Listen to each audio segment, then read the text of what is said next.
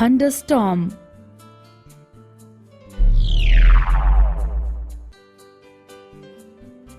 Dear students, thunderstorms are small-scale weather patterns resulting from the formation of clouds. The storms form as air currents move upwards into the atmosphere through convection. Overall, a thunderstorm usually builds and diminishes within about 30 minutes on average.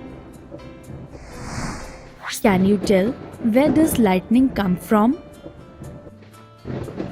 And why does lightning sometimes strike the ground?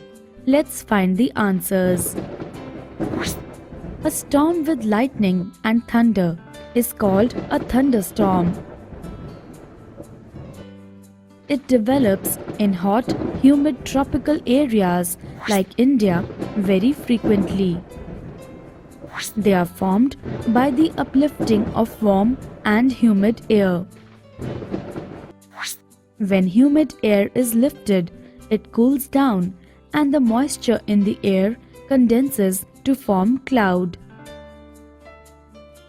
Water droplets in the cloud continue to grow in size.